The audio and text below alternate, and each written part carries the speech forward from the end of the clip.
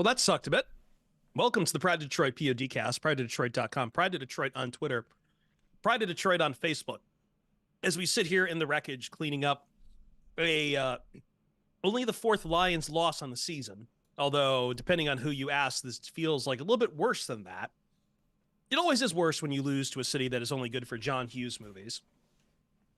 But yes, that is unfortunately the score. We are sad to report to you here as I take off my Brokaw glasses, look glumly into the camera and say 28 Chicago Bears, idiots. Detroit Lions, 13. In a game that we actually saw back and forth.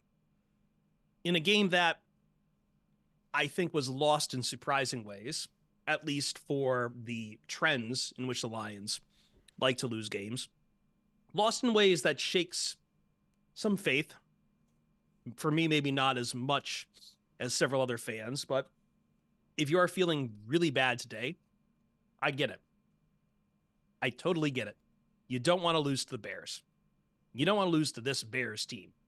Even though they fought you really hard last game, you don't want to lose to the Bears.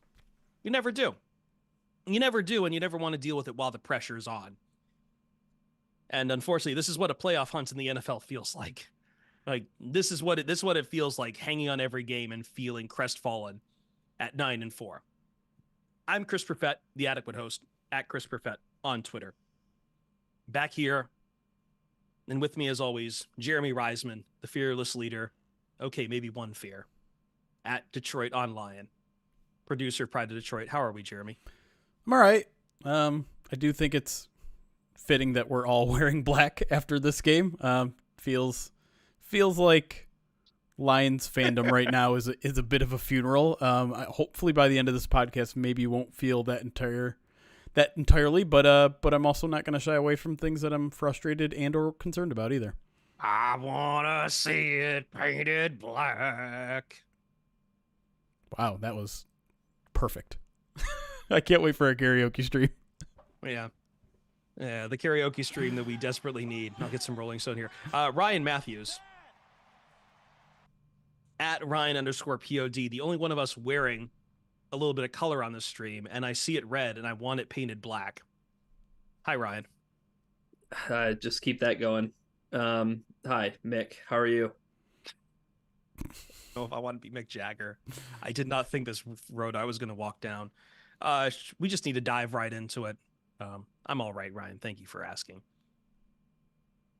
I think we were talking before the show and trying to figure out how we even start this. And I think what we landed on was, to start this, we want to discuss what is the part about this Lions performance today that has disappointed you the most. I don't think a game is simply lost by one side of the ball. And on this particular side, I think there's several suspects we can point our fingers to. So I guess I'll start with Jeremy. Looking around, if you could just hone out one particular aspect of the Detroit Lions and say, this is what disappointed me the most here today in Chicago on the road against the Bears, what is it? It's letting a series of events snowball into making things worse and worse. It's the first time since Dan Campbell has turned around this football team that I felt like this is an undisciplined SOL kind of performance. And I hate even bringing up those words, but you get a bad break on a call with the non-called intentional grounding that immediately turns into a touchdown. Your offense responds by fumbling the ball. Your defense responds by giving up an 11-yard touchdown run on 3rd and goal. Like, that sort of collapsing, that's the ball game. All that happened in a matter of 2.5 minutes of game time. And that was it. The game was over. The Lions were not out of it at that point. They weren't playing their best football, but they were in it. They were neck and neck with that team, and after that, it was over. And I have not seen this team collapse so quickly in a very, very long time. And so to see that happen again is extremely disappointing. And you're right, it's not just like that. That involved both sides of the ball. That involved players that you should absolutely rely on, like Aiden Hutchinson. That involved really good players like Graham Glasgow. But Might all have of been it seemed to Amon-Ra St. Brown's worst game of his career. Too. right. All of that happened in a matter of seconds to minutes, and I don't know if it was the sideline losing composure. I don't know if it was just a bunch of fluky accidents happening at the same time, but that cannot ever happen again in a tight game against a divisional foe on the road. And it was very frustrating to watch.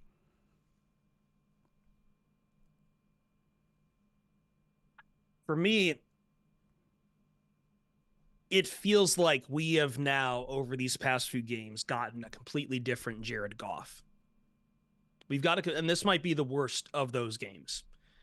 And I understand, like, you can make out the easy arguments that, well, he was getting pressured. Well, he was playing outside in the elements. He had gloves on.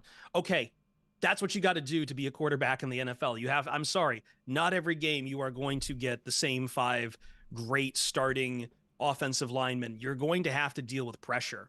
You're going to have to deal with pressure, eluding that pressure, extending out plays, and making reads down the field. And Jared Goff is repeatedly missing wide open guys deep down the field and like going very conservative. A lot of plays are getting thrown behind the line of scrimmage. In a whole quarter where the Lions offense punted.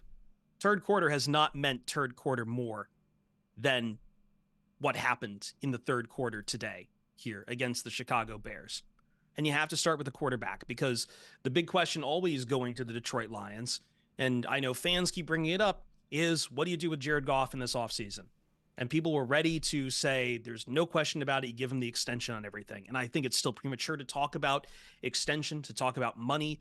But at the same time, this is what you worry about with Jared Goff.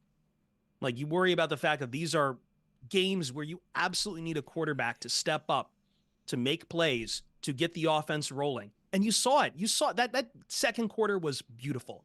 That was an offense rolling as it should have been rolling in the second quarter. And the defense gave you chances. The defense stood on their head and made impressive stops, even working with the worst kind of fields they had. And yes, they weren't always successful. Yes, there was that 4th and 13, which we have to talk about at some point. But the offense didn't give them any help at all. And I'm mostly disappointed in Jared Goff. He had a QBR of 37.2 in this game. Like, that's not something you need out of a quarterback who's supposed to be leading you into the playoffs. And it's been going on for a few games now. And I don't know what I'm supposed to say about that. Like, you have to work with whatever there was given. Ryan, what has disappointed you the most about the Lions here today? I think it's the offense, and I know there's plenty to talk about with the defense, but I just think that you guys highlighted a lot of it, but for me especially, it's third down efficiency and where this offense needs to be at when they get to third down in order for them to be successful. They were, they were 6 of 15 on third down. Just from going through the game log, there were 6 instances in which they had 3rd and 4 or less. They converted all those. 5 of those 3rd and shorts were on the 2 touchdown drives. Outside of that, there were 9 3rd and longs. They did not convert any of those. That is worrisome, right? It is when this offense kind of gets pushed off schedule and they aren't able to be predictable with the run on first and second down, or even if they do even if they do pass on first down, right? If it's something short, if it's 2nd and 9, or if it's 2nd and 8, or if it's 2nd and 10, like, this offense just wants to run because they need to get into those 3rd and short situations for them to keep moving the ball down the field. And I think that's the most worrisome thing, right? Is like, is the book out kind of on how to stop the Lions offense? And I'm not saying that that's strictly a Lions problem, right? Like, converting 3rd and longs is a difficult thing across the NFL, but the proof was kind of in the pudding today, right? Like, if you convert 6, 3rd and 4ths or shorter, but you fail on all of your 3rd and longs, that, I don't know. Like, I'm just interested to maybe dig back into the past few games and see if that's kind of emerging as a trend. to me, the offense is just they've been playing this dangerous game for weeks now, maybe even months, where they love to move the chains. They don't love to get chunk plays. Jared Goff's ADOT has been plummeting over the past few weeks. It's probably a little bit higher in this game because of how it ended. Like, he had to start taking some deep shots. But when this game was on schedule, in play, it's just dinking and dunking. And listen, there has to be some amount of credit given to the Bears defense. I don't care what you think about the Bears. They're a good defense right now. They've proven it Jalen week Johnson after is week fantastic. after week after week. They're getting better. This is why I didn't like playing the Bears late in the season. I knew they were going to start getting better. They're starting to get better. That doesn't excuse what's happening on offense, because this is not an anomaly. The Lions offense going through these, desert patches where just nothing is happening, particularly always seemingly in the third quarter, is a huge problem. And I think it stems from the fact that Ben Johnson really wants to get in third and manageables. And I guess part of the reason you just showed why maybe that's important, but at the same time, this team doesn't have to get to third down. You can get first downs on first and second down. You can get explosive plays through the air. You can use Jameson freaking Williams. And listen, I didn't have that much of a problem with Goff based on the broadcast view. Maybe I will when I go and watch the All-22, because to me, I didn't see a lot of open receivers. I didn't see a lot of misses. I just saw them getting into bad situations, him holding onto the ball, no one getting open, and then him duffing it into the ground because it's not there. But you have Jameson freaking Williams. He's getting enough playing time now. He should have. He's been trending up for weeks, months. I don't know if it's Jared Goff not finding him. I don't know if... to me, he wasn't even playing enough in this game. Like, you had Khalif Raymond out there. You had Donovan Peoples-Jones out there. It seemed like J-Mo was out there fewer than he has been in the past few weeks, and I just don't get it, man. You knew this Bears team was going to be tough in the first 5 to 10 yards of the line of scrimmage. They don't like to let teams dink and dunk on you. You're going to have to push... I mean, the Bears defense did not take any deep threat seriously to this team. Everyone was just crowding the box because they knew they could stop the lines and get them into third and longs. And then that's it. Didn't matter. And so I'm frustrated with the offense, man. Like, I know people want us to sit here and say fire Aaron Glenn, but this was not a good day from Ben Johnson, not a good day from Jared Goff, not a good day from Amon-Ra St. Brown. And they got to fix it, because that's what's going to win them ball games, their offense. Yeah, I've come to appreciate that the modern NFL game is a game, Ryan, of rhythm. And like, we can talk and lay a lot on like, well, we should think the defense should be able to do this. Okay, but your ability to be an effective defense is always going to be wore down when you spend an entire quarter standing on your head because your offense goes 3 plays and then they punt every series. Like that wears down. This isn't Madden. It wears down the human body. And like, I think there was legitimate problems with the defense today. I don't understand why it has become so hard for some of these tackles to be wrapped up. But do you see what I mean? Like, it feels like sometimes I feel when we start talking about what's wrong with the offense, what's wrong with the defense, it becomes an interconnected part a lot of the times. And in this case, the offense was so interconnected that it just wasn't giving the defense time to rest. And that's how you end up giving up 28 points on defense. Yeah, there was a noticeable difference, I think, in early on, right? The Bears just seem, seamlessly moving down the field on that opening drive, but we'd been there before, right? Like, yeah, those are the scripted drives. Yeah, we've seen that not only, a few weeks ago, but remember the game week 17, right? At Ford Field, New Year's, yep. Justin Fields and then move right down the field and score a touchdown. For whatever reason, I have no idea why Luke Getsy wanted to get away from RPOs and go to standard runs against the Lions run defense. It seemed just bizarre. It felt like any play where the Bears were like, we're going to go with a traditional handoff and turn around and give it to our running back. It's like, that feels like a win for the Lions, right? Like the less that Justin Fields was moving, it was the better for them, right? And they eventually did get home, and there was a lot of pressure from Aaron Glenn, right? Like, I think he dialed up quite a few blitzes in this game, and he was particularly aggressive. And I mean, guys, Kinda like worked. it was working for a Yeah. little bit, right? I mean, like he got 3 sacks on Justin Fields. He looked rattled. Well, yeah, once teams actually started tackling him, like it kind of worked.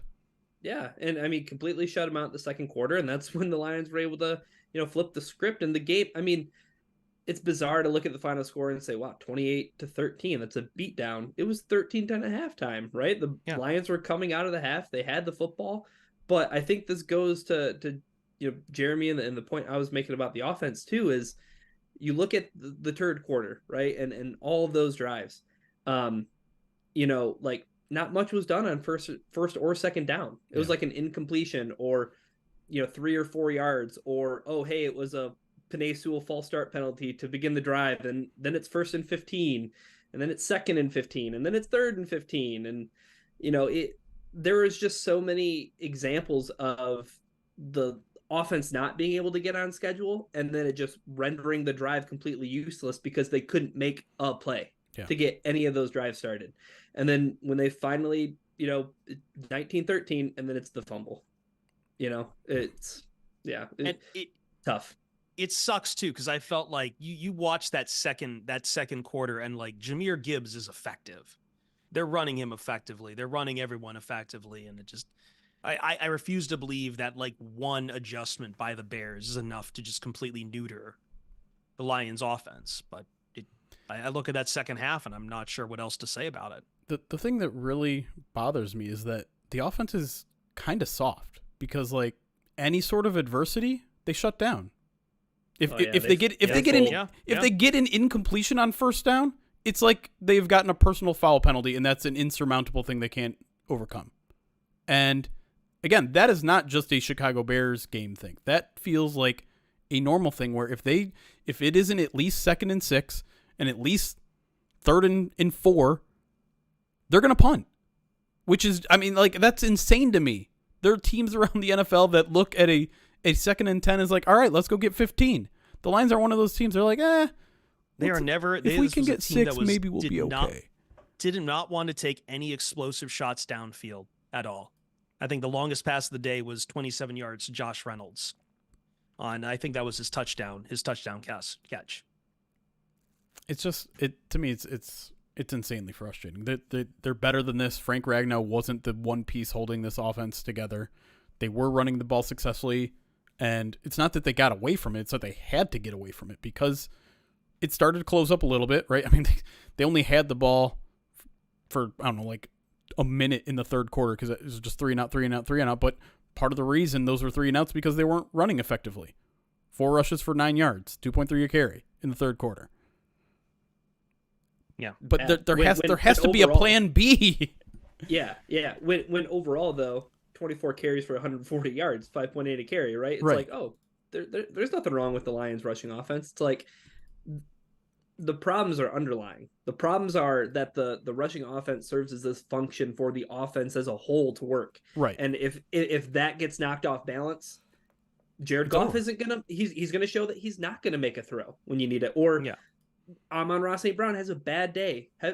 God forbid he have one off day at the office, and it's like, okay, but that's enough to send this complete, production out of sorts. Or God forbid they get a penalty, which they got 8 of in this game. Right. And it feels like every game we've had that was recently, a big problem, though. Like the Lions are just, there's a conversation to be had about the officiating in this game, but like you cannot do things to get yourself penalized regardless when it's this kind of a matchup. I mean, a lot of the penalties were pretty, I felt like they were good calls. Right, like good calls on the Lions. Pass interference on Jerry Jacobs. Graham clearly tried to subtly trip that guy. Up the middle. False start penalties. Like I didn't really have any. I didn't take any umbrage with the calls that were against the Lions. Yeah, it's the other side. Yeah, there were some, right? But like I'm not worried about it. You know what I mean? In the sense of like that's not the reason why the Lions lost the football game.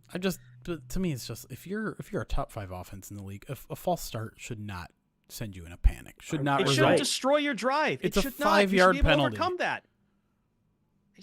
But it goes back to the point you guys are making that it's like as soon as it's more than 10 yards, like as soon as it is any kind of situation where they can't mathematically get to 3rd and 2, it shuts down.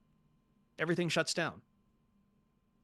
Start unleashing just get a little more aggressive, Ben. Come on.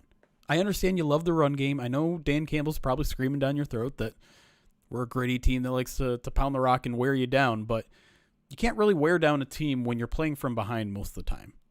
And if you can't play from behind, and listen, they've shown sometimes they can play from behind. They beat the Bears last time from playing from behind, but it just feels to me like this team is kind of soft. It's just like the adversity hits and it's just like, all right, what are we doing now? Like we're panicking. Goff is getting sacked. We're throwing interceptions on 4th and long. Well, you know what can help you get less soft? You know what Dan Campbell is shoving down Ben Johnson's throat? Oh, my God. Chris. Righteous Felon Craft Jerky. What? What did you think I meant? Righteous Felon Craft Jerky is the jerky that fuels your Detroit Lions. That's right. Righteous Felon Craft Jerky and meat sticks are available to Lions players at the training facilities at Allen Park. Each 2-ounce bag of jerky has 16 to 20 grams of protein. Each stick has 8 grams. Ryan has bailed on this and the read, so Jeremy, you're going to have to help me with the riff because trust me, if it's good enough for the Lions, it's going to be good enough for you too. That's right. Maybe better for you, to be honest. Yeah, it'll get me all sorts of stimulated. Righteous Felon is based in Westchester, Pennsylvania. They use locally sourced all-natural Black Angus beef and prides themselves on superior quality, revolutionary branding, and unique flavors that go beyond the stereotypical jerky offering. And God help me if they take this read as the sample for the air check for us. Go to righteousfelon.com and use the promo code POD15 at checkout to get 15% off your order. Listen, it's the season of meat. I know everyone feels bad about this, but we have built this community here and we want to give you this gift of meat. Promo code POD15 at righteousfelon.com. When we come back on the Pride of Detroit POD cast, dive a little bit deeper into individual performances, including a really rough day for some people who you just don't expect it from. We're also going to look ahead to the rest of the schedule and see how good we're feeling with 4 games left to go. It is crunch time here in the NFL, and it is crunch time on the Pride of Detroit POD cast.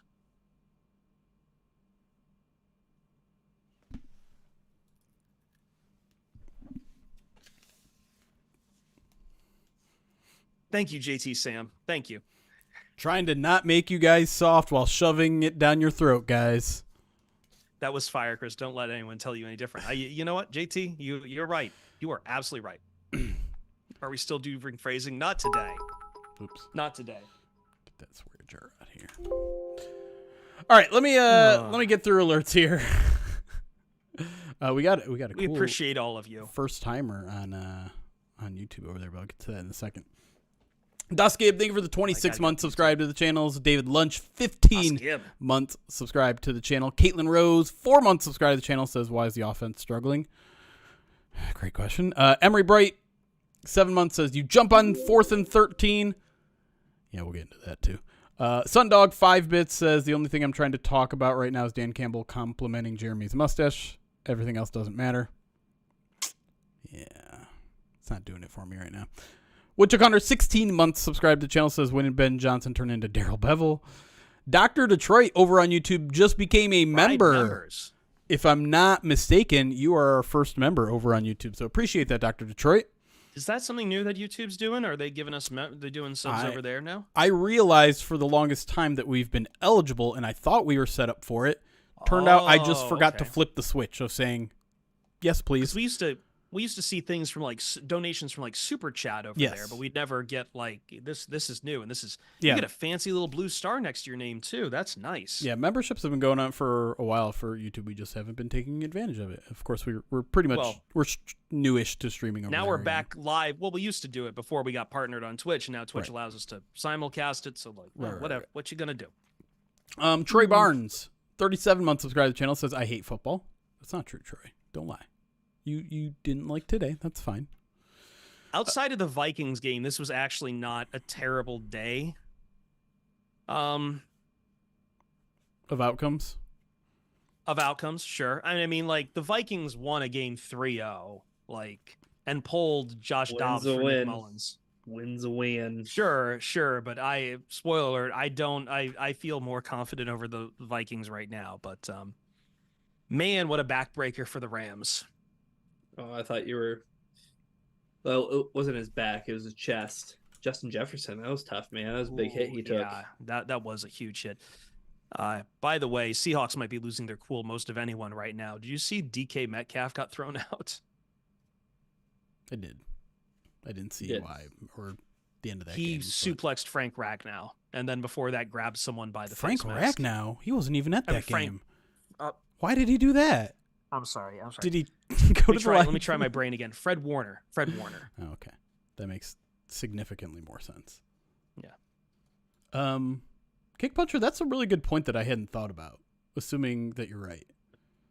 But the weird delay of game that Jared Goff took, which I'm annoyed by, probably by the book true, but at the same time, he's got a good point.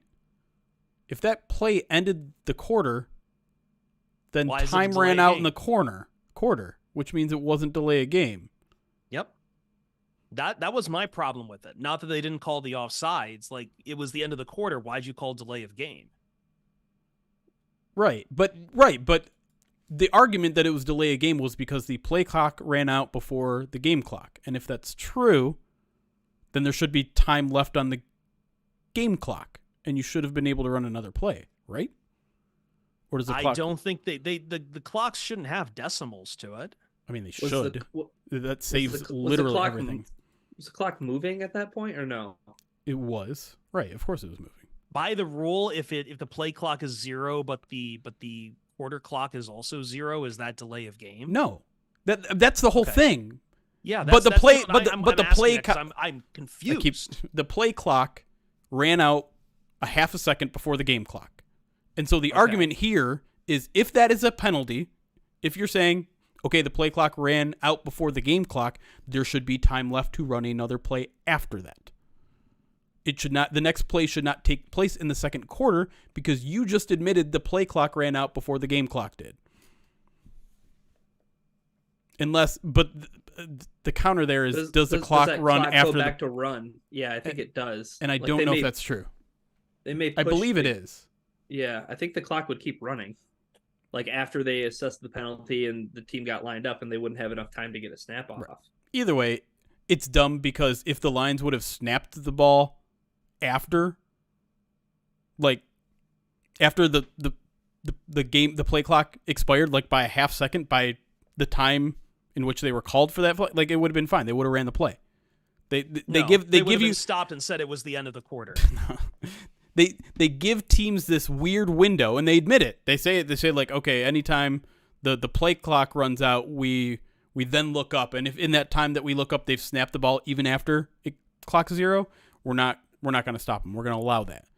But if that same fraction of a second is just waiting for the game clock to run out, you don't get that wiggle room, which is stupid. This clocks are clocks. 0 is 0. Put decimal pointing on both the game clock and the play clock, and there's none of these issues. And it's easy and it's stupid, and stop it.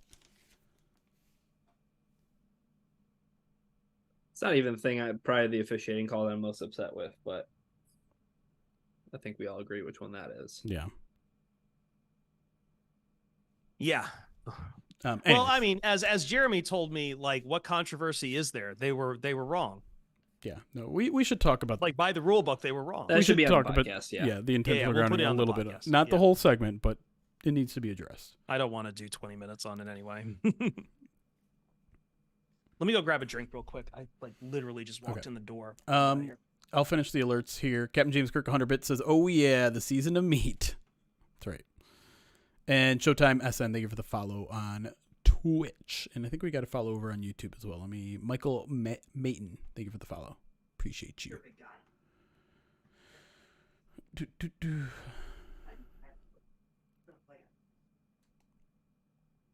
Vegas knows we were falling apart 3.5 to the Broncos. Broncos are favored by 3.5. Is that what you're saying? Listen, they're a tough defense, and Lions did not show up against a tough defense today. I don't know. I would say we'll talk about looking forward in a little bit, but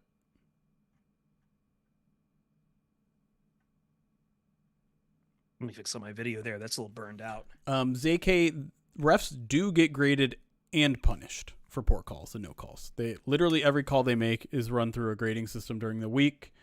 Good performances get you bonuses and playoff appearances, which are more bonuses.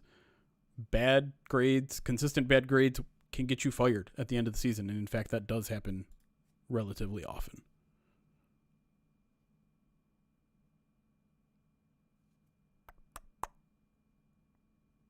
Ugh. Just got our schedule for next week, and I don't like it. Did you see that graphic that I shared with you? I did. Yeah. I didn't like it that either. Oh, what's with this video? Hold on.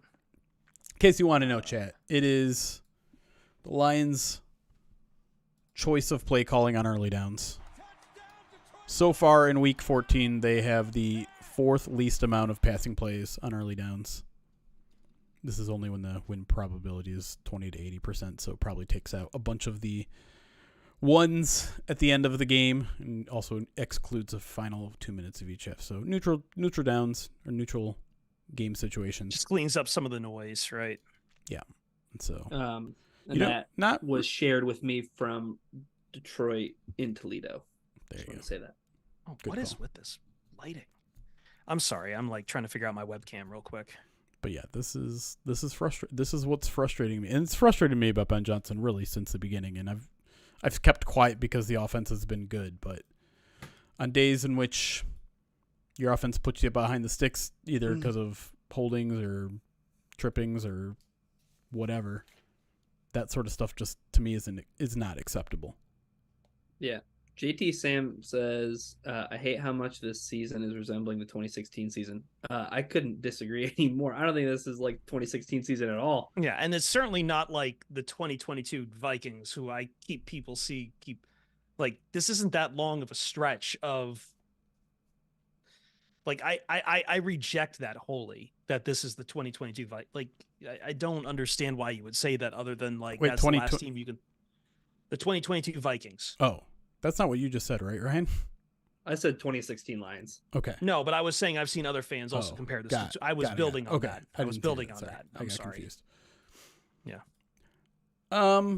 Yeah. Listen, DVOA would strongly disagree with anyone calling this the 2022 Vikings. Vikings were one of the worst teams in DVOA last year, and were skirting by on a bunch of one-score games. That's not how the Lions just played better football a month ago. Like, they were playing better football. They were dominating the Packers, the Falcons, the Panthers, the Buccaneers, the Raiders. Since that game, they've just skating by. Right. To me, there was no, like, this is not necessarily a regression to mean. This is just playing worse football. Minnesota was always playing pretty bad football and just somehow escaping. Right. And the Lions had a couple of escapes. They had one escape while they were playing bad football against the Bears. That was their escape. And I guess if you really want to count the Saints as an escape, I didn't feel like that was the same kind of one-score game there, but sure. 2 escapes to an entire season of it. I see a lot of people saying the Lions only beat bad teams. Their only wins are against bad teams. I mean, can we stop doing this? We've been doing this. Would you for prefer like them 10 years. to lose to these teams? I don't understand what the argument you're trying to make. You can only play the team that's in front of you, and you can't control whether or not they have like. This is the same winning record BS we were dealing with Matt Stafford since like 2010. We don't need to do this anymore. We can grow up. We can be adults. Is beating the Lions also beating a bad team now by your definition? I don't really get it.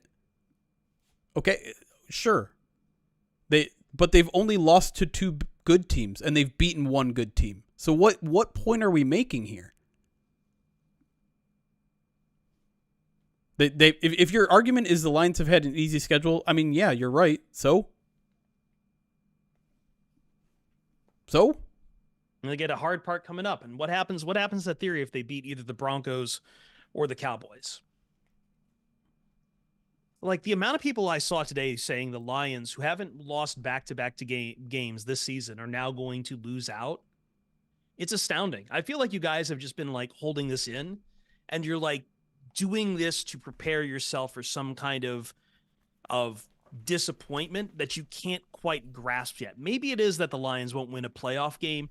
Maybe it is that they might stumble a little bit and like lose out on a division, or maybe they're just not going to go very far in the playoffs. But whatever you're doing, you've maximalized on it, and it's very annoying. Wait, it's okay. extremely frustrating. Hold on a second. It doesn't make it fun. You cannot use the argument that the Lions haven't beaten anyone good and then say they're going to get blown out by the Cowboys. Who have the Cowboys beat? Look at their schedule. Who have the Cowboys beat that's good? Giants, the whole Jets, point about tonight Patriots, is like, will they actually Chargers, be a good team? Rams, Giants, Panthers, Commanders, Seahawks. They've lost to the Eagles. They've lost to the 49ers. You want to play this game with the Lions? You got to play it with every fucking team in the NFL, all right? You cannot hold the Lions to a different standard. That is some bullshit. I'm sorry. Like I don't normally get mad, but that is some crap. Absolute crap. And like here's this other thing. Like I just saw someone say like hold your team accountable. Like what do you think we're doing? What do you think we're doing right now? You think we're just sitting around doing a podcast for shits and giggles?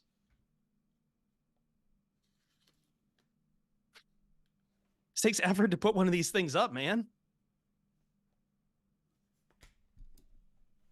The Lions aren't playing good football. I'm not going to sit here frustrated. and try to sell you that the Lions are playing good football right now. But I'm also not going to sit here and say they're incapable of playing good football. We know they're capable of playing good football. You can't tell me you didn't feel it in mid-October that this team was different, that this team was blowing out teams, that this offense was good, that this defense was starting to play good football too, that Aaron Glenn had turned things around.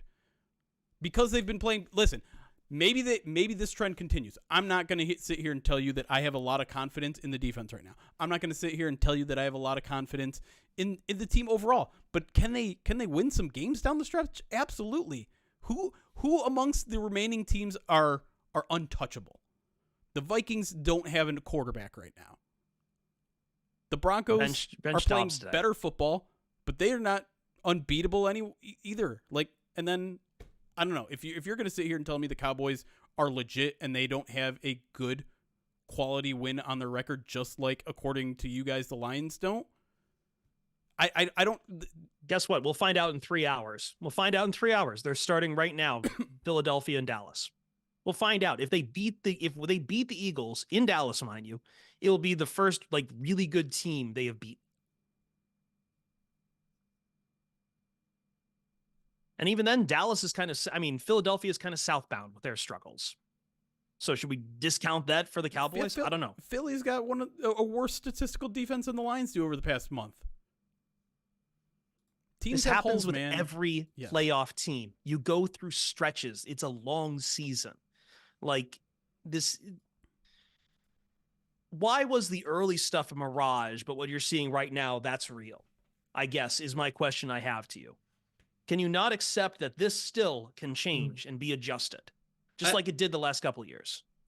But what about this argument that the Lions are losing to bad teams? Like, here's the thing about the Bears. Okay, I think that they're a matchup nightmare for the Lions. Yep. I think that they don't match up well at all, and I think that in a game like this where they ran into they ran into the rake.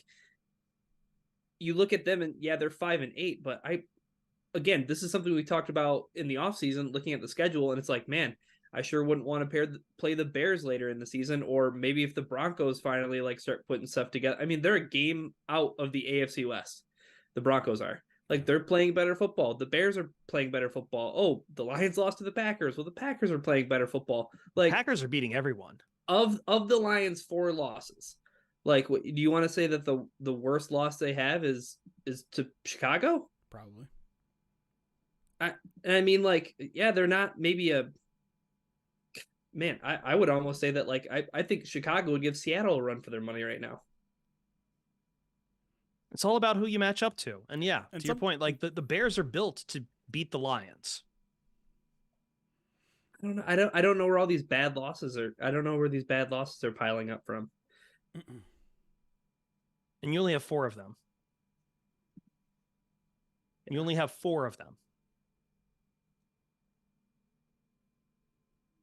This is why I keep trying to emphasize this isn't college football. There is no AP poll that is going to penalize you more just because you got blown out by a team. There is no AP poll that is going to penalize. There is no one who's going to keep you out of the playoffs just because you only beat the Saints by 5 points. Just win, baby. Famous words of Al Davis. Just win, baby. That's all you can ask on a given Sunday. Anyway. Honestly, I feel like that should probably be part of a segment. I don't know. Like we just talked about all this outlook should stuff. I just take where this they and are. make this into some of the segment? Like, I don't know. I've said my piece on that. Okay. On all that.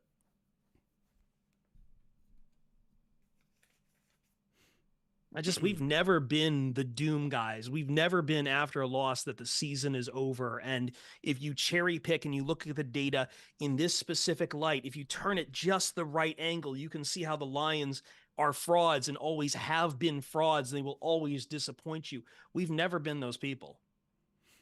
Like this idea that that you can only look at the defense over 8 weeks rather than the whole season is psychotic. The idea that it's only like they've only beaten bad teams because you stretched and twisted the data enough, and for some reason you're still not including the fucking Chiefs in there is psychotic. Like, I know it makes you feel better. Because like if you're doing this stuff, you're a masochist. You like pain. And I get it because you've been watching the Lions and they've given you a lot of pain for a long time. But you need to grow up. Here's what I'll say, because there's certainly reason to be concerned about the trajectory of this team right now. I'm not going to say that. We're all concerned about it. And listen, that's why some people are like, well, we're not watching the team from September and October. We're watching the team from November and December, and they're not playing good football right now. And that's a legit concern to have. But just like the Lions kind of turned on a dime towards negative play, like they could certainly turn things around. And again, when you build up a 9-3 record, you build up a buffer to have some tough times. Will that tough time continue? Yeah, maybe. Maybe it won't too. And I don't know. To me, this offensive rut that they're in, while there are some like consistently bad things that have been happening, there's also been some incredibly bad luck. You botch a snap at the worst possible time. All these weird turnovers that just this has not been emblematic of Goff and the offense over the past year. There's this weird bad patch in this 3 or 4 game stretch that didn't happen in the previous 16 games. I mean, we're not that far removed from Jared Goff's incredible interceptionless streak. And the defense is making some improvements, I would say. Like, I saw you, chat. I saw you in the first segment saying the defense was not the problem today. So if the defense wasn't the problem today, the defense is playing better by your own admission. And the offense is going through a patch that, to me at least, seems at least a little bit uncharacteristic. How could this team not turn it around? How is that an impossibility? That this team is doomed to lose to the Broncos, to get swept by the Vikings, to get blown out by the Cowboys. I'm going to keep using the Any Given Sunday and the NCAA lines because, like, I think most of you guys are parachuting in from Michigan football. I'm sorry. Like, you're acting like... You got something against the Wolverines this year, man. I am not. I don't know what it is, man. I'm not trying to be, and I know I started off on the wrong foot with you this morning over that stuff, but, like... I don't have any other explanation to people who just genuinely don't understand what NFL, National Football League teams go through when they are in playoff hunts. Someone said KC has lost 2 in a row. Yeah, San Francisco, one of the best teams in the league, lost 3 in a row.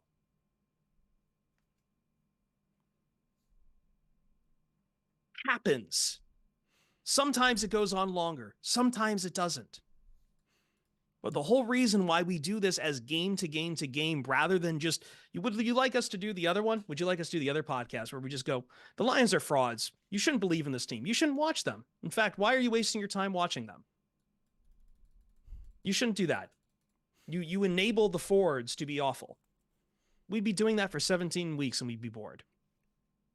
Anyway, I'm sorry, we're getting combative now. The Lions entered this game third in percentage of 3-and-outs, in terms of they had the third fewest amount of 3-and-outs on offense going into this game. It only happened 16% of the time. That's, again, an anomaly today. It just was. Yeah, I don't know. I feel like any other things that we're going to talk about would probably serve well in the podcast. That's probably true. Yeah. All right, let's do it. Let's get back to it.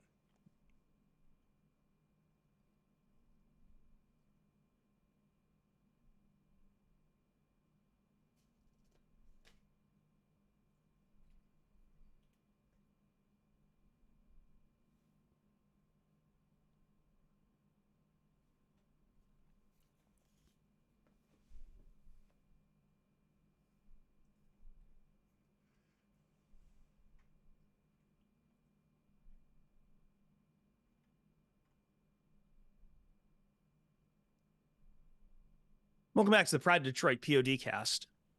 This segment, we dive in a little bit more into individual performances, but I think during the break, we had a few other frustrations to vent. So I guess, do we just make this an open segment here, Jeremy? Sure. I don't know.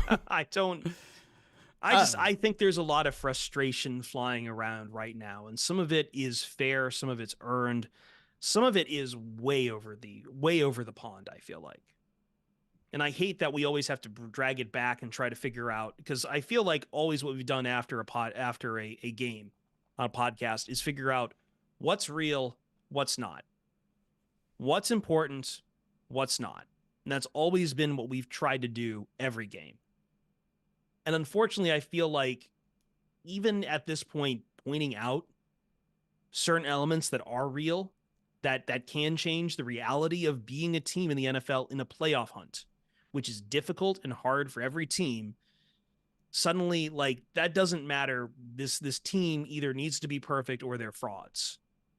Like, it gets frustrating to figure out these things. It gets frustrating to comprehend it. And it creates a lot of noise for us, because ultimately we're trying to dissect the anatomy of a football game.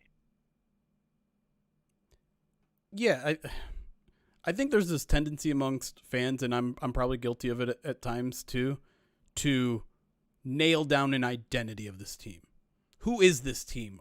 Are they playoff contenders? Are they division winners? Or are they frauds? They have to be one or the other, and that's their identity. That's who they are. That's who they have been all along and who they will be in the future. And I think that's just not how an NFL season works. I think teams grow, they dip, they dive, they climb, they fall.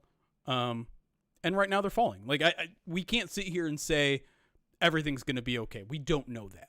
But we also I can't sit here and tell you, say, oh, the Lions have been frauds all along. This was going to happen. They weren't actually good early in the season. Those wins don't count because blah, blah, blah, and blah, blah. Like, no. They were a very good team. Statistically, in terms of their overall record, right now, they're not a good team. They're not playing good football on offense. They're not playing good football on defense. They're turning the ball over. They're going 3-and-outs too often. But we've seen them be better. And so this search for the true identity of the line, you're never going to find it, because I've said this you're trying to hit a moving target. If you're trying to figure out who the Lions are, good luck, because they might be someone entirely different next week. And I get it. There are some data points that at first maybe we thought were outliers, and now they're starting to form a trend. But again, it's an up and down season. There's still a full month left of football, and I don't want to sit here and pretend like I know exactly what's going to happen. Like I'm not going to sit here and tell you everything's going to be okay, but I'm not going to sit here and tell you everything's falling down and the sky is bleeding fire. I don't know. I think ultimately, Brian, like, when we talk about what this team is and, like, you know, where it's going wrong, like, it's just a question ultimately of, like, do the people in charge know what's wrong with the team, and do they have a solution to get things back on track? And that's ultimately, we're just passengers along for the ride. Yeah. Well, so for the Pride of Detroit Direct this week, I was really fascinated with digging back into Jared Goff and his performances in cold weather games.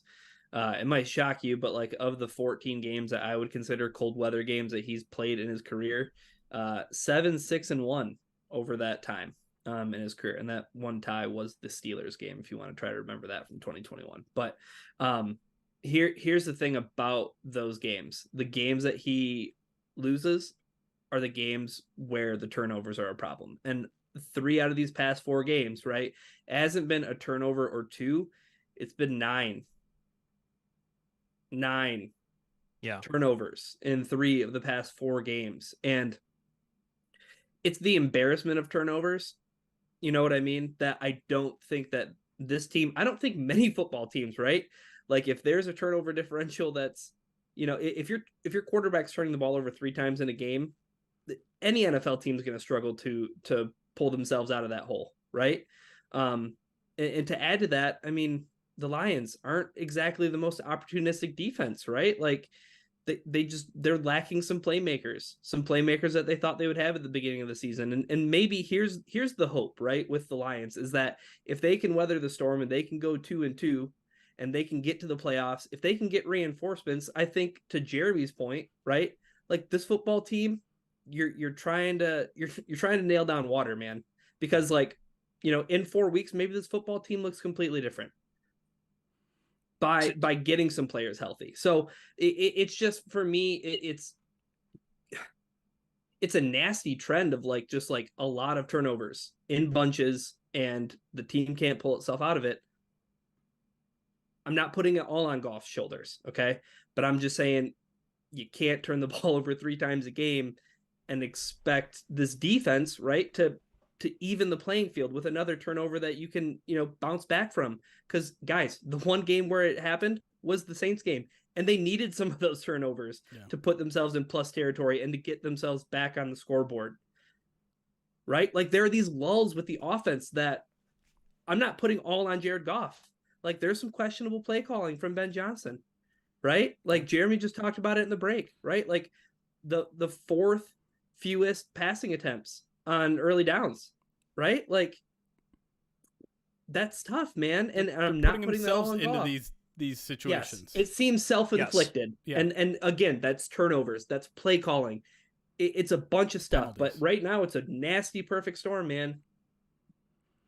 But it also really did not help today too, and I'll go back to it. Like you expect guys like St. Brown to be your like most reliable weapon. You thought you at least had something with Jamison Williams that could take the top off at it, and you lost both of them here today.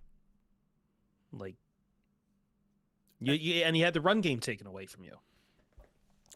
And maybe that's like the silver lining here, right? Is that some of your best players played some of their worst games. And I know that doesn't sound like a positive comment, but you don't expect Aiden Hutchinson to make 2 absolutely critical mistakes in this game in jumping off sides on a 4th and 13, and then then the next drive you lose contain on Justin Fields on a 3rd and goal from the 11.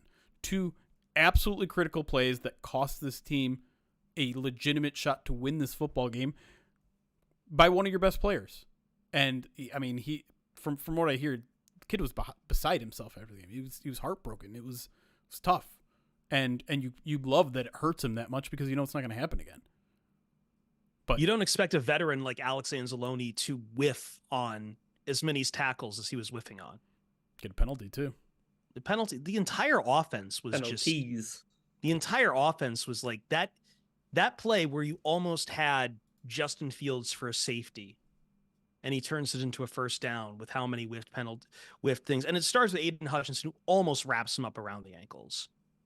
And then everyone else just like slippery slide out there. Well, that's been kind of the concern about Aiden's game, though, right? Is the pressure, but not getting home and finishing the job. And I feel like we've always been a podcast that's been like, yeah, like sacks are nice, but pressures are nice too. But it does feel like there's just, even early in that first quarter, right? Like how many Justin Fields escapes were there? On 3rd downs. And I know that's been kind of Jeremy's point for this defense in terms of like, hey, like you can be appreciative of how this defense is playing on early downs, especially when offenses decide, hey, we're going to run the football Right. against the Lions in a more traditional sense. Like, I mean, the Lions had the Bears in a lot of third down situations. Yep. Like, I mean, Jeremy, do you have it up right now? Like, how many third downs did Chicago have? 6 of 14 is what they converted on. So 43%, a little bit better than the Lions converted. And converted on 1 4th down as well, I believe. But yeah, 1 for 2. I mean, what an incredible play by Fatu Melifonwu, who like, you know, I mean, not a tough spot by any means to come in, but there were a couple of those plays, and again, it's bad stuff, and I'm not trying to sugarcoat anything, but like, Vildor made a nice play. Like, there were some guys who are like bit timers that like made a play here or there. John Kaminsky came back. Great game from him. Kaminsky had a fantastic games. What a hit by, was it I'm sorry, my Anzalone had a big hit. It was Barnes. It was Barnes who, like, off his feet, just, I thought for sure he was going to get hit with a penalty with how hard he hit Justin Fields. And thank God he didn't. Again, though, like, I think this goes back to the defensive performance was kind of okay. Like, obviously it's frustrating letting Justin Fields escape and convert a couple third downs. That is essentially going to happen sometimes with a guy like Justin Fields, though. It'll happen, 1 or 2 times. You really don't want it to happen on a 3rd and goal from the 11, but it is what it is. I mean, baby steps. He didn't have 100 yards today rushing. Like, that's an improvement. Without Lee McNeil. Without right. And the Bears had some stuff going early up the middle, but then like they settled down. And I thought that was going to be early on. I thought that was going to be the story of the game without Aleem. 8 quarterback hits in this game. That's usually well more than enough. The Bears had 9, and that's because the Lions were in obvious passing situations late in the game. Tallying 8 quarterback hits in a game is good, and they did it without Bruce Irvin. They did it without Aleem McNeil. I can't say a lot. I saw a lot of, Levi Onwuzurike making plays out there. There was a good number of passes being batted down around the end of the first half as well, which I thought was fantastic. That's why I do think the defense made some strides in this game, which makes it all the more disappointing that the offense, failed them essentially in this game. But again, if we're looking for positive signs, the defense making some progress in some pass rushing situations, Aaron Glenn getting a little bit more aggressive than we've normally seen, which is also a good development. And then an offense who goes 3 and out like crazy in this game when they go into the week having gone 3 and out, the 3rd fewest of any football team in football. Like, any football team in football. That's a phrase. That's all the football teams. That's all the football teams. That has to be at least a little bit promising. Like, you hope the defense continues to build on a performance like that, and you hope the offense can bounce back in a way that they have time and time again. And you mentioned it before. You mentioned it before. This team hasn't lost back-to-back games yet. So if they go into Denver and win, or Denver's coming to Detroit, but yeah, whatever. And some combination of the Vikings and Packers lose, like, you're then in a position to win the division with 1 game. 1 win in the final 3 games of the season. That's going to be a good position to be in. So I don't want to use the Aaron Rodgers phrase, but the sky is not falling quite yet. It's not great. It's cloudy. It's certainly raining, but we're not. And I know there's no hellfire. And I know the easy response to that is, yeah, okay, defense can do better all at once, but what about that 4th and 13? But like, there was a lot going wrong on that. And to be honest, like you mentioned reinforcements, Jeremy. You mentioned getting healthy, and one of the problems of this team remains that, like, look, I think we've talked, at least on the offensive side, about how this team hasn't been able to play with the same offensive line in how many weeks? I can't even remember off the top of my head now. But likewise, like, they really shouldn't have to be in a position to be playing Jerry Jacobs as much as they do. But they have to because of the health of this team at this point. And Jerry Jacobs is going to get beat up on. That's unfortunately the reality. Like, you only have 53 men on a roster, and you can't you can keep calling up all the guys you want, but it's not going to, like, you're just not going to find guys off the street that is going to make up for the injured talent that you have. And that's always going to be, unfortunately, until guys get healthy, the story of the defensive backs for the Detroit Lions. Yeah, that, to me, that's the one problem that doesn't seem very fixable, unfortunately. Yeah. They just, I mean, we'll see how Unless Jerry Kindle... Jacobs has the end of the year like he had last year. Well, no, I mean, here's the thing. Like, I keep hearing this thing that the Lions aren't trying anything new, and that to me just rings incredibly false to me. Like, they blitzed a bunch today. They changed personnel. Some of it injury related. Right. They gave Vildor looks. They're trying new things, undoubtedly, specifically on defense. Maybe you could make the argument they're not doing it as much as they should on offense, but defensively, I feel like they've made changes and adjustments and personnel decisions and iffy. Right. They benched Tracy Walker in this game, and yeah. It might have been partially Iffy's fault on the deep shot on 4th and 13. I'm not entirely sure. They certainly seem to think so on the broadcast, whether he was supposed to crash down or the Lions were in cover 2. It's not entirely sure from the angles that I saw, but they're trying new things, which is good. Which, I mean, it's great, but like there also is a limit to what you can do, and so I don't know. I feel it's weird to say that I feel more optimistic about the defense than I do the offense. And going forward, that's certainly not true. The offense is the one that's going to have to win them games. But I need to see a little bit of adjustment on the offensive side of the ball. That's what I want to see.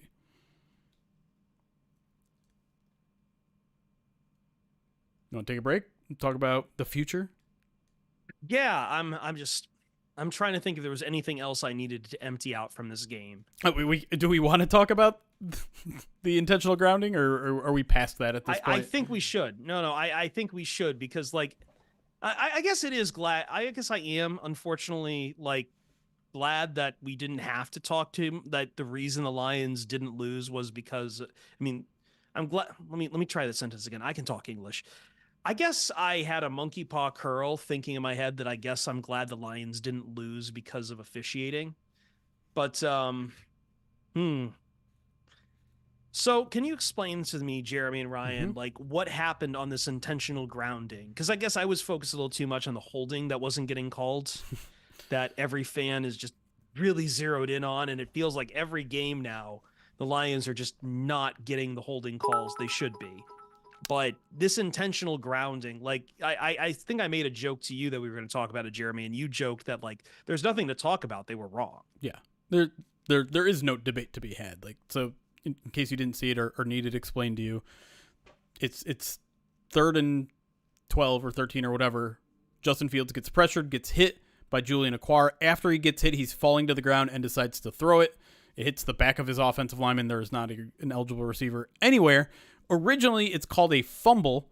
The Lions and the Bears recover, so it's like a 10-yard loss, whatever.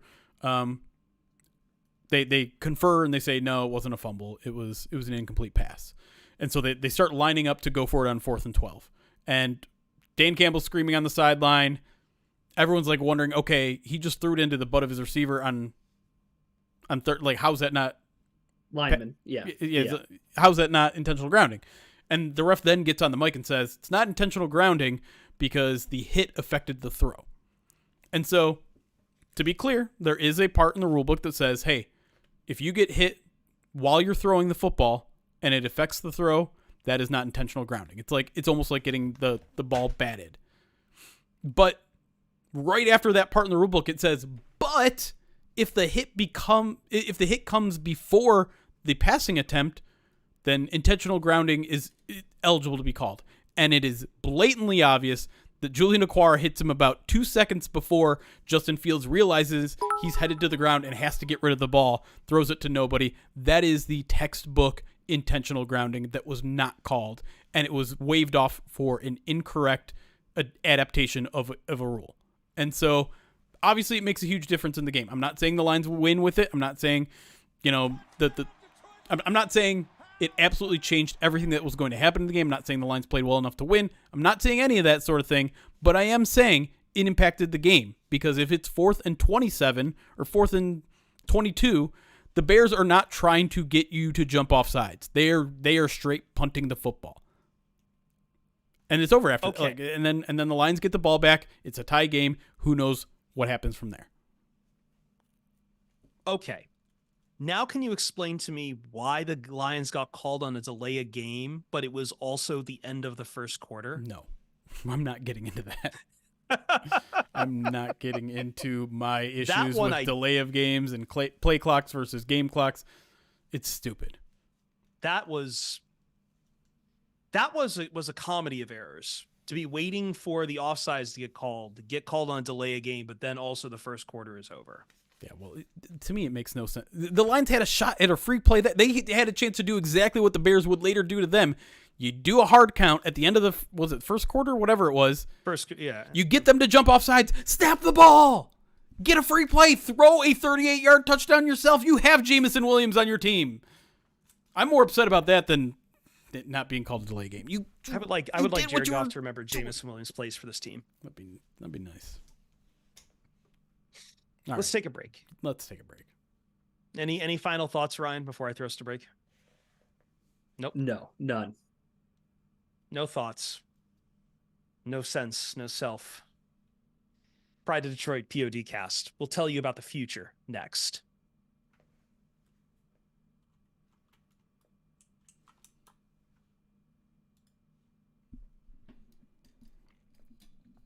All right, Chad. Have we calmed down?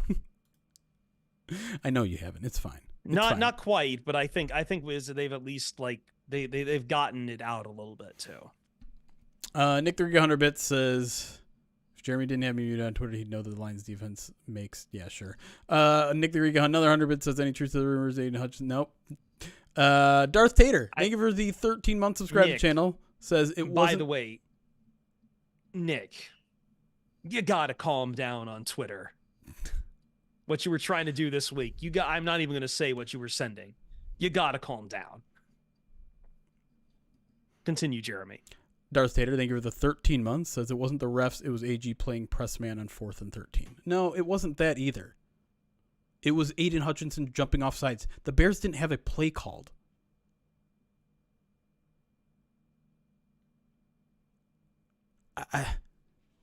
It's 4th and 13 at midfield. You know that's what they're lining up for. No team other than Dan Campbell goes for it on 4th and 13 at midfield. You don't do that, nothing else matters. And you don't know the play call. Ooh, that's a Metallica reference.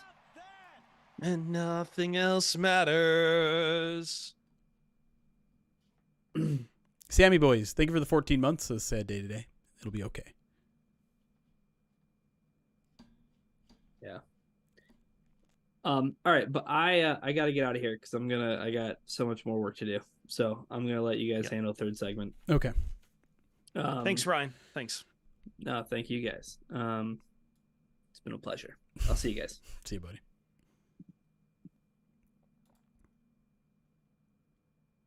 You are not Ryan Matthews. I could be. Could you? How? Very carefully. Yes, set you up. Knock him down. I will say it is fun to talk Lions instead of Is being it? around about. No, listen. Okay. I just spent the weekend around like 6 or 7 Dodgers fans, all basically making lists of enemies to yell at people. Even though they got Ohtani, they're still miserable. By comparison, you guys are a walk in the park.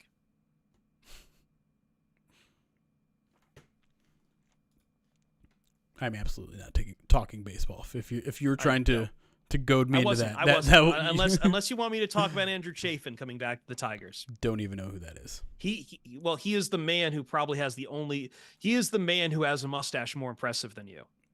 The only man with the impressive more. He has like a Kurt Russell in Tombstone type of mustache.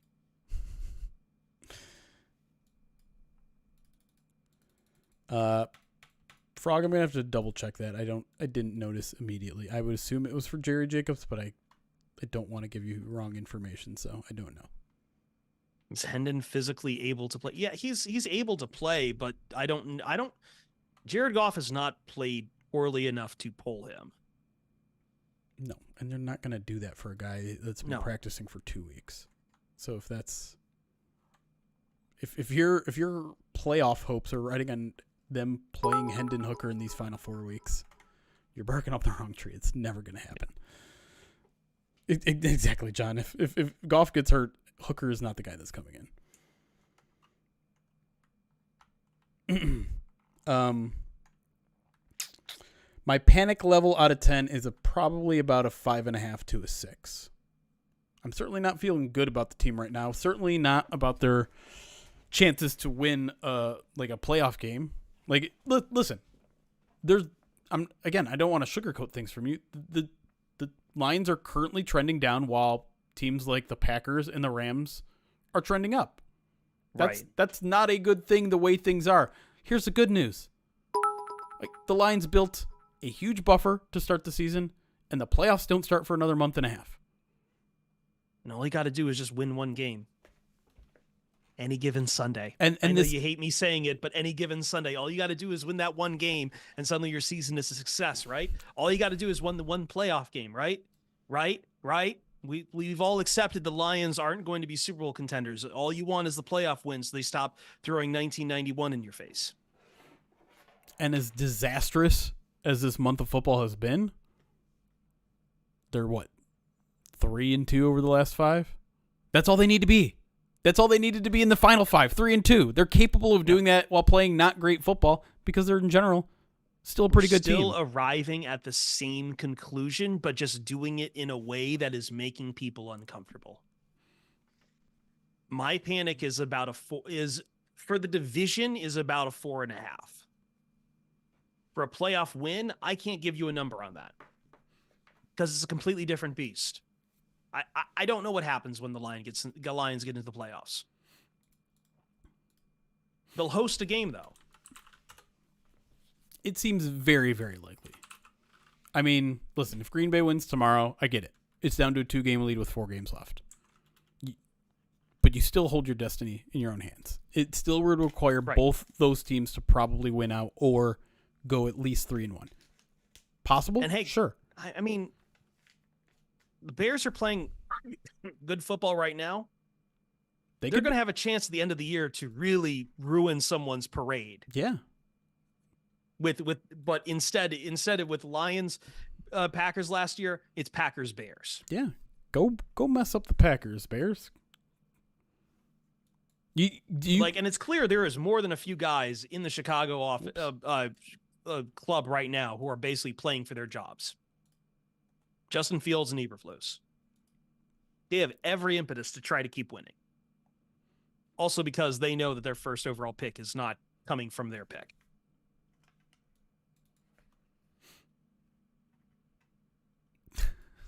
Nick the Greek, I'm not reading any of yours today. Seems like that kind of day where I'm just not going to read any Nick the Greek bit alerts.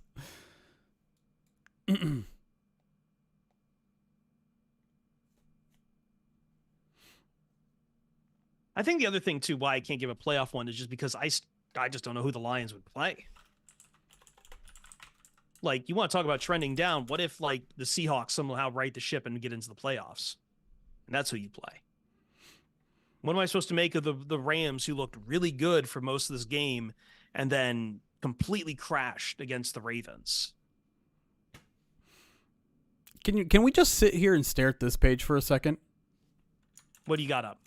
How the Lions can make the playoffs. You want to guess their chances to make the playoffs right now, including the loss? Percentile. Are we doing decimals on the percentile? It's 99%. I'll just tell you. Okay. I was gonna say 99%. I was just trying to figure out if I needed to add a 5 on there or something.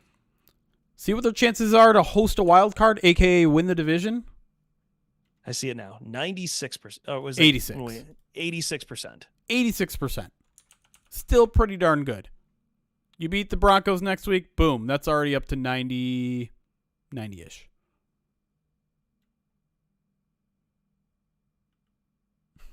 We talked about some of the penalties, John. The no holding, holding is always really hard to call consistently. I think we gave it a little bit of time there, but I'm not rehashing penalty stuff anymore. We've said our piece. Holdings, I don't get caught up in holdings because you can complain about them every week. I will complain about a incorrectly used rule on a non-intentional grounding. Because that's just, you're applying a rule incorrectly, which is Like that's beyond unacceptable. You want to complain about holdings? Sure. There's holding in every play. Blah blah blah blah. It's like pass interference. It's a subjective call. There is nothing subjective about what happened on the intentional grounding. That was a huge mistake. And so I'll talk about that. The holding stuff, I don't want to talk about. I don't care. Right now, 10-0 Dallas over Philadelphia. It's not even the worst situation to be in, because I heard David Carr say this week that the Eagles should bench Jalen Hurts until he starts playing better and play Marcus Mariota because he knows how to throw the ball down the field. Football fans are insane. And analysts. I get that's part of the fun because like we all go insane. We're I all was not psychotic, happy today. I was screaming at the TV. I get it. You love to have the emotion swing and you're searching for that high of glee. But man, I say it. I say it. I'm going to say it every week that the Lions lose or struggle. Y'all need to get off Twitter. I'm sorry. Like just apps. Like you're in your feels too much. There are people that I know that I love that I have to mute on game days now because they can't hold it together. I think if Freud was alive today, he would invent a third drive, and it's just the American football drive. I guess it is a bit of death drive here. Just the desire for oblivion, to just be wild and reckless and don't care at all as long as it results in a flaming mess. Let's psychoanalyze football, Jeremy. No.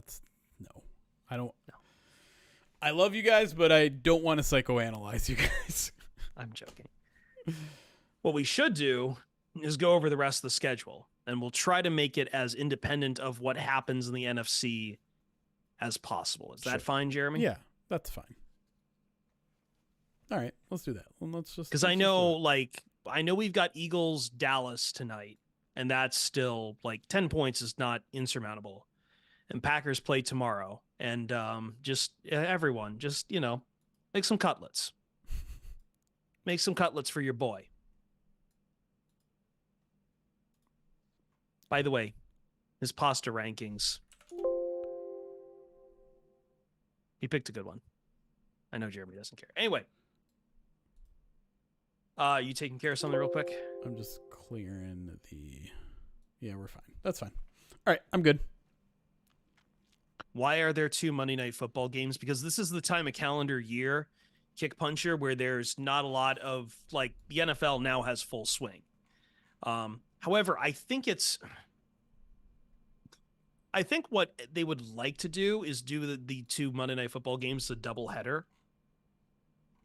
But knowing that they would lose, their entire East Coast audience for the second one, they've come up with this weird plan where they put one on ABC and one on ESPN instead.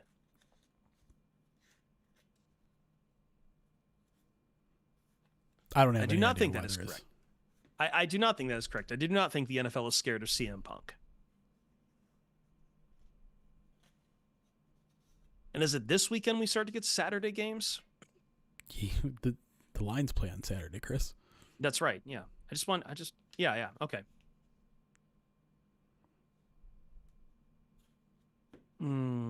Lions play on Saturday. That'll be interesting. Part of a triple header. That's right, baby.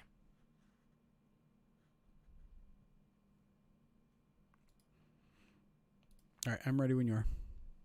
Hold on. I've been told I need to check something on our Discord. Now? Yeah, hold on.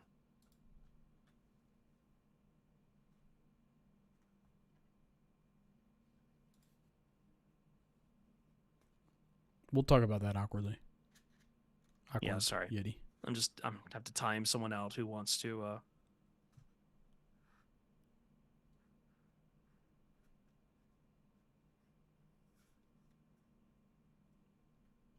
No, we are not going. We're not having a podcast after Saturday's game. Chris might do a post-game show, but we're not doing a full podcast. No.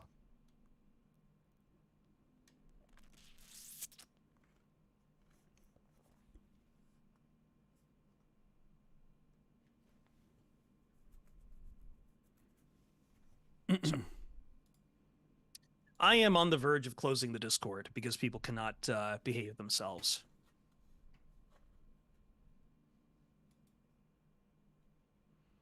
Manson will probably be Friday night.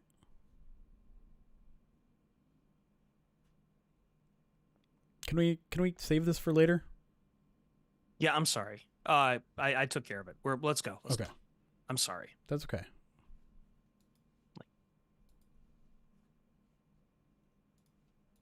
I want to make our Discord a fun place for people to hang out, and unfortunately, like, it has now turned into a project that is just genuinely making my Sundays worse.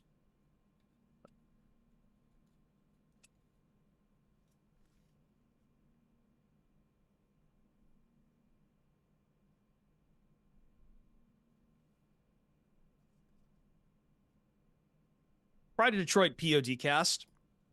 Just me and Jeremy for this one here. Ryan had to go be a teacher. Teach the kids. The future. The future of our country, Jeremy. It's at stake here. It's in the good future hands. of the Detroit... What's that? It's in good hands with Ryan. Sure. The future of the Lions is in our hands. Not really, but it's also what we're going to talk about here. 4 games remain on the schedule. It is getting late early in the NFL. Lions play on Saturday hosting the Broncos. One of, I believe, 2 remaining home games. 2 on the road, Vikings and Cowboys. It is a question of... we usually in past weeks have talked about the NFC picture, but I think given where this team is at right now, the question is you have to put that noise aside. You have to just worry about what's on your plate right now. And what's on your plate right now is a Broncos team that has been battling for its playoff life. And with the Chiefs taking a loss today, and I believe the Chargers are out of the picture entirely. Yeah, they beat the but Chargers. But the Browns picked up a win with Joe Flacco, and I think the Bills picked up a win, which now means the AFC picture is very tight for the Broncos. You're going to get a very motivated Broncos team who's going to be fighting for their playoff life in a beyond stacked AFC. Right after that, you have the Vikings. Now, the Vikings won against the Raiders by 3 points on a game-winning field goal. Justin Jefferson left the game again. Josh Dobbs got pulled for Nick Mullins. I think there is a conversation to be had about the Vikings. And we still need to see who the Dallas Cowboys are. But Jeremy, looking at that schedule right now, what is your attitude? What is your mood looking at this, realizing that the Lions probably need, I would say, about 2 of these games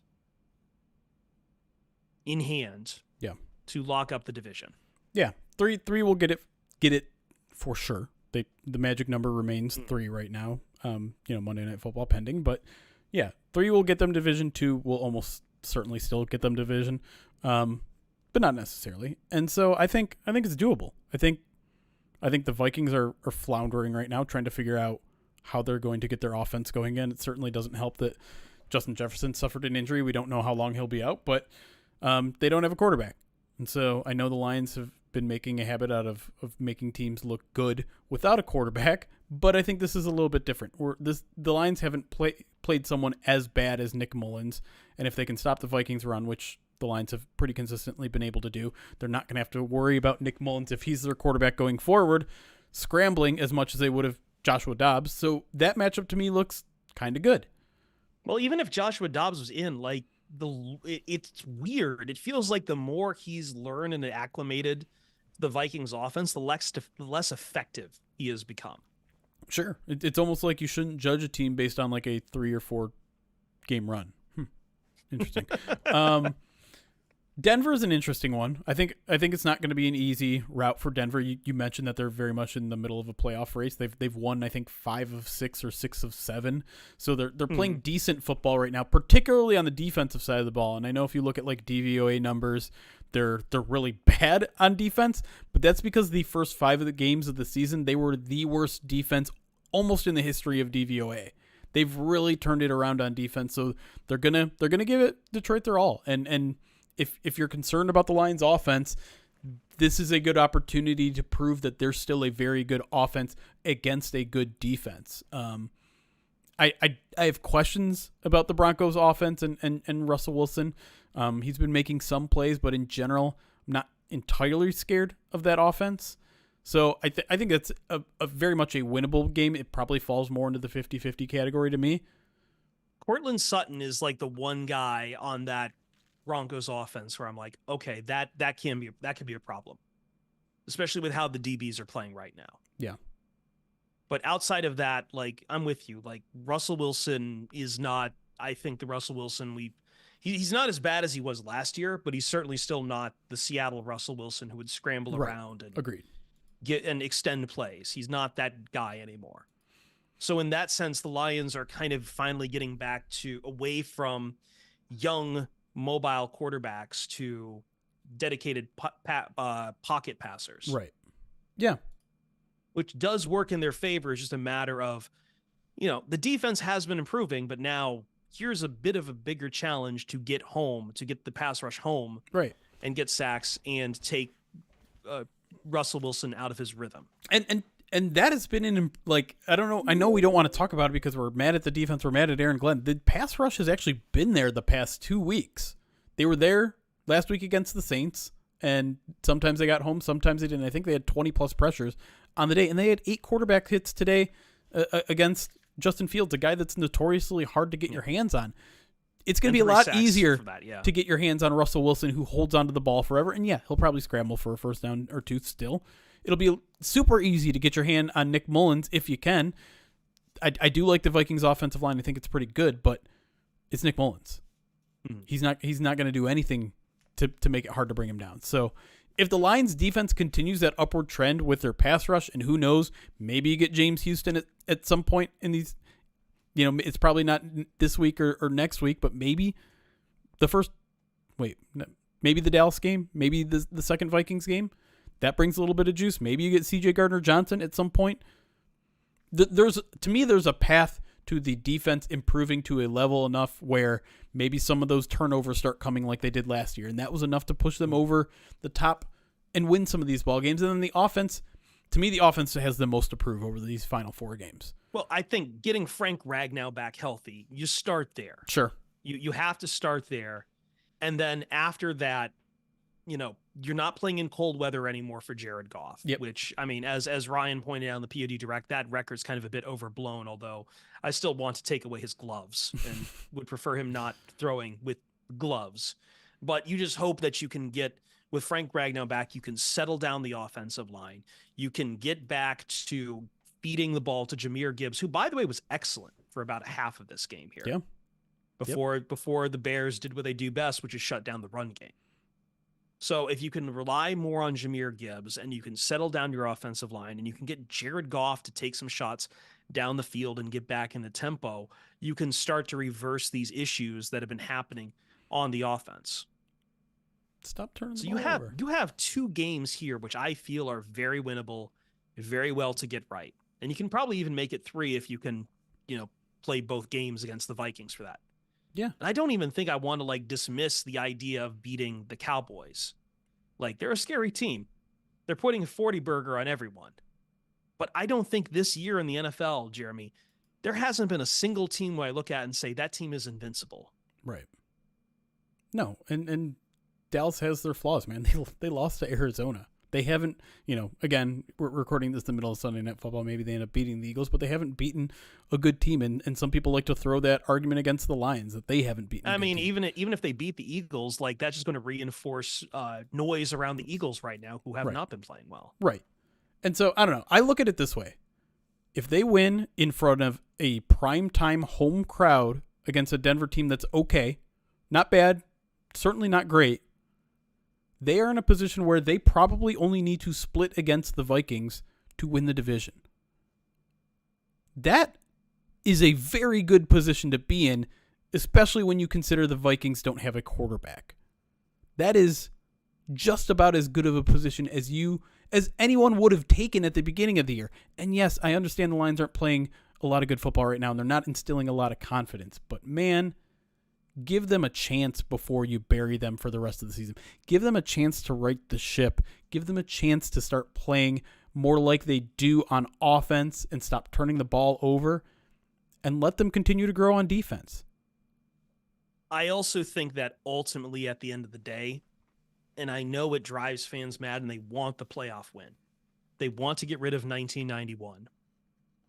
But Jeremy, you and I know from watching the NFL as long as we have, the playoff is a completely different beast. And all you can really do at the end of the day is just get into the playoffs. Yeah. And I do trust that Dan Campbell is still a coach who knows how to motivate his team for a really big game and get up for it when they absolutely have to have it. This team has been fantastic on the national stage. Thanksgiving aside, like week 18 last year. We can chalk that up to the Greg Olson curse, apparently. Sure. Week 18 last year. Week 1 this year. Week 4 in Lambeau. Monday Night Football. Win. They can rise to the occasion. And I know it doesn't feel like it right now, but again, it's recency bias. It's a bad stretch of football. Let's hope and not assume that they're not going to pull out of it. Let's hope that they do. Well, let's talk about that a little bit, because we've popped the bottle on Dan Campbell himself. And I know his comments afterwards, depending on what kind of a fan you are, maybe they don't resolve you. He says he's not worried after this game. Yeah. But he also says that sometimes he might have to get a little more irritable. I'm not sure the context. You might have to explain that particular quote to me. I don't want to take him out of context on that. But I think he was asked about, like, if I don't remember if he says he needs to be irritable with the team or like to really impress upon the position itself they're in. I don't know. I don't remember the quote, but listen, I mean, I think people might get the wrong idea about Dan Campbell, that like he's a hunky-dory, like kumbaya coach because he's a former player and he's really affable with the media. Like he can get nasty. Yeah, so it says to get his team right. This is from Justin Rogers. To get his team right, Dan Campbell said he'd have to push it more and be a little more irritable. I can do that. And Colton Pouncey also, I just need to be a little more irritable, which I can do that. Yeah. Yeah, sometimes you gotta like just let them know, like, hey, we got the stakes on the line.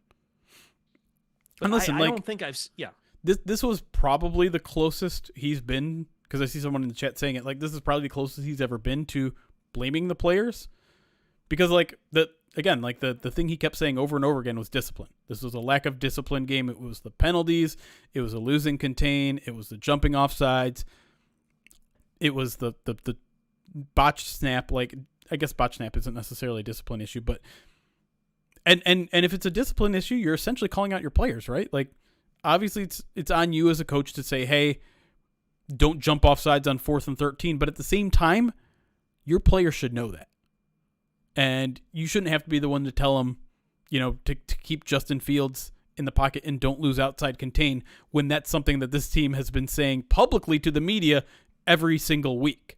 And so at some point it does become on the players. And so, yeah, I think Dan's going to be a little bit harder on them this week.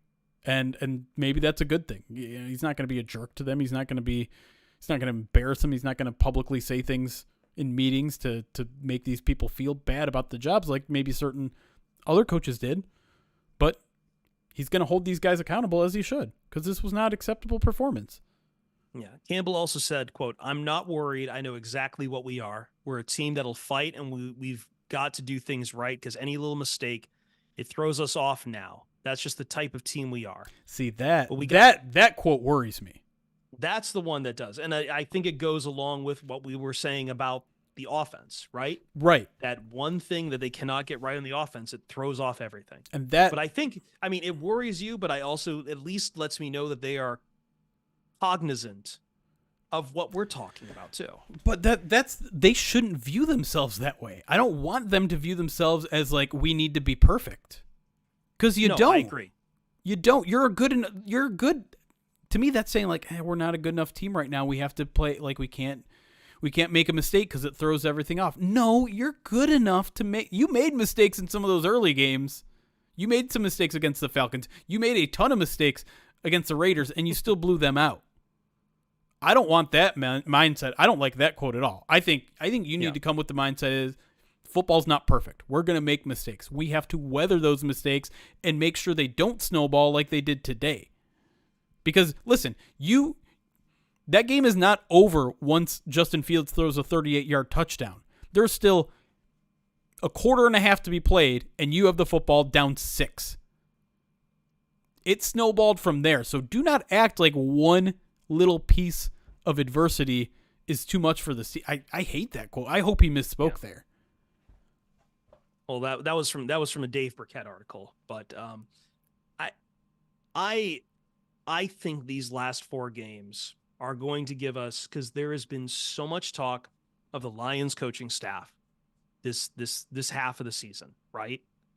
Like it's the amount of attention Aaron Glenn gets for the things he is or isn't doing on defense, some of which is absolutely on him, some of which isn't on him, but we're going to blame him anyway because that's just where the fan base is right now, because they got fed off of a couple of years of seeing positional coaches fired. I honestly think like some of this stuff with like not wrapping up tackles and stuff, that is more on position coaches than anything. If you want to blame anyone on the coaching staff, that almost feels like that's something that should be taught through position and reinforced through position coaches, but whatever. My larger point is that these last 4 games, I think, for all the discussions we will have about Aaron Glenn, Ben Johnson, and even Dan Campbell himself, these 4 games, how successful you will be is ultimately going to fall upon the job the coaching staff does with this team. Because we've seen this happen before, Jeremy. We've seen, like, what has made us tout this coaching staff so well was the tailspins they have gotten this team out of in past years. Yep. And now it's crunch time at the most important time for you to get into the playoffs and to try to get a playoff win for the first time since 1991. Like, that is a coaching job. Yeah. And it's tough because you feel like this coaching staff has earned the benefit of the doubt in some sort of way, because you're right. Like, they started 0-10-1, they finished 3-3 year 1. They start 1-6, they finish 8-2 last year. This year, they're not. It feels like the opposite, right? It feels like they they start 7-2 and now they're 8-4. They've lost 2 out of their last 3. 9-4. Yeah. 9-4. Sorry. But they've lost 2 out of their last 3. They're not playing their best football in December like they have in previous years. So again, like, we don't know what the future holds with these last 4 games. Are they starting to make some improvements defensively? I think so. Offensively, it's not coming, but if they can continue the upward trend defensively, if they can correct some of these correctable mistakes on offense, because listen, this is correctable stuff, right? The dropping of a snap, the drop. I mean, Jahmyr Gibbs, as much as we loved him, he dropped a touchdown catch on a screenplay in this game. Some of this stuff that was bobbled. So badly. Some of this stuff is correctable, and man, I just feel like I think we make too many assumptions with what we know and what will happen, and so I'm hoping that this coaching staff can make those corrections that they have in the past. And again, it's not, to me, it's not even just about coaching. It's about your young players continuing to get better too. So Josh Paschal, who's taking on a bigger role, hopefully he continues to get better. Aiden Hutchinson is still just in year 2 of his career. Hopefully he makes fewer mistakes than he did Hopefully today. we see more of the Jack Campbell from the Saints game. Jack Campbell. I think he's been playing generally pretty good. Jameson Williams. I like all these young. That's the reason why we've always been so optimistic about this team, not just this year, but into the future. They have so many young, talented players, and those players tend to get better as the season goes on. And so maybe we're starting to see some of that, and maybe we're going to see more of it as we go on. I don't know. Unfortunately, maybe we don't see some of this until next year too, because this is a team that is still evolving for the future. Agreed. I think some fans have maybe thought that this is the year right to go all in, but like as we've said, like I don't think they're a Super Bowl contender. Now you can hit a really fun hot streak in the playoffs, but all you got to do right now is do the job to get there right then and there, and then we can evaluate that. Yeah. But ultimately, too, it's also why like the Lions aren't selling the farm at a trade deadline, and whatever. Right. So like I get the frustration, but as we've said for a couple of years now, the Lions are trying to build something that's going to last more than just a quick flash. 100%. That's tough. That's tough because sometimes you have to accept those limitations. Yeah. And when your window's just opening, you have to remain to be patient. And I know a lot of people are still continuing to second guess the trade deadline, but this is a balancing act that the Lions don't want to try to jump through the window while it's just barely opening. Like they need to be patient with this. And would they be a better team if they traded for someone at the deadline? Sure. Would they be a championship team? I don't know. And that's the ultimate question there. Would it have been worth it to make a championship run this year? I don't know. Maybe there's still a championship run in this team. I don't know. But I don't know. We don't need to continue to rehash the trade deadline. The point just remains. That feels like an odd thing to keep bringing up at this point. The point remains that this team is still continuing to think that they're on an upward trajectory that goes beyond this year. Yes. You just would like a taste of that this year, right? You'd like a taste. Well, how about like a taste? A divisional title? This is still the Lions are still very much in the driver's seat of. Yeah. That is progress. Let's get out of here. All right. Let's let everyone rest. I think this has been a tense one, but I also think that I like to think after a loss, we can serve as a bit of therapy. Come in, sit down on the couch. We'll try to put your mind at ease. Even if it's just scream therapy. Even if you're in your car listening right now and you're screaming at us for not holding Aaron Glenn or Jared Goff accountable, that's still a form of therapy. Yeah, you hear the drop kicks playing in the background somewhere, and it's just like you're just like getting really charged up. Anyway. At Ryan_POD for the rock god who's not here. At Detroit Online for Jeremy Reisman. Jeremy, we've got a schedule for this week. No. No? It's a short week, so I don't know how everything's going to go. It's only short by a day. Yeah, but that means I have one less day off. That is true. Which means we might not have a midweek mailbag. But again, I don't know yet, so we'll see. We'll work it out as we go. We'll fix things up. At Chris Perfett for myself. We will see you Starside. Recording stopped.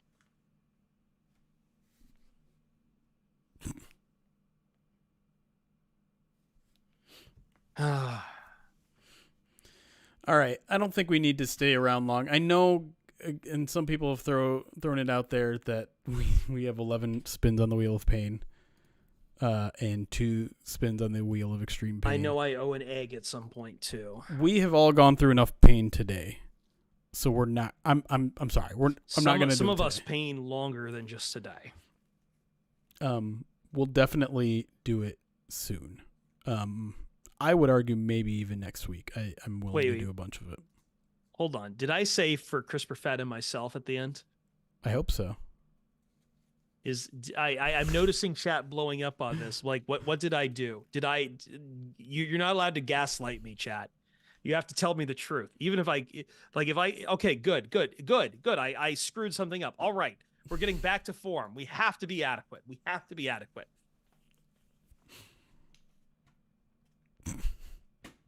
I'm sorry, Jeremy. Go on. I didn't have a point. Okay.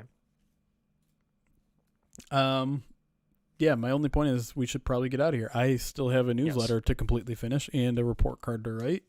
And I would like to watch at least a little bit of this game since Dallas is such an amazing team that's going to blow out the Lions. I have to watch them, obviously. I have personal business to take care of. So, yeah. Let's get out of here. Then we'll get out of here. My raid button doesn't work, so let me find someone really quick on Twitch to raid. Let's see. I know we keep raiding her, it seems, but Bridget's up. We could do Bridget. Who else? Click on Twitch to raid. Whoops, that's my own voice because I pulled up Twitch. Let's just do Bridget again. Why complicate things? Her Chargers lost. We can commiserate in our team's failures today. The Chargers are in such a worse, but yeah, the Chargers are done. At least appreciate. I ask Lions fans to at least appreciate how bad it is for some other teams out there. Yeah, but no one wants to hear that. No one wants to hear when your team's bad that it could always be worse. Especially if you're a Lions fan. They don't want to hear that. Sure. But I mean, I don't know. All right, but let's send you guys over to Bridget. If you don't know, Bridget is a sports streamer, kind of a watch along, former NFL cheerleader, former sideline reporter, I believe, as well. So like, she's legit. She knows her stuff. And I shouldn't have to tell you that. She's a sports streamer. She's on here. She's popular for a good reason. She's good people, and she's a Chargers fan. So let's all like hug it out, be a support system for each other. Until then, we'll see you guys soon.